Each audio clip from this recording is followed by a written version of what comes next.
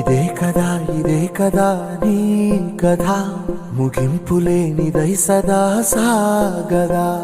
ఇదే కదా నీ కథ, ముగింపులేనిదై సదా సాగదా. నీ కంటి రెప్పలంచున మనస్సు నిండి పొంగిన ఓ నీటి బిందువే కదా నువ్వెతుకుతున్న సంపద. ఒక్కొక్క జ్ఞాపకానికి 100 ఏళ్ల ఆయువుందిగా, ఇంకెన్ని ముందు వేచనో అవన్నీ వెతుకుతూ పదా. మనుష్యులందు నీ కథ మహర్షిలాగా సాగదా. మనుష్యులందు నీ కథ మహర్షిలాగా సాగదా.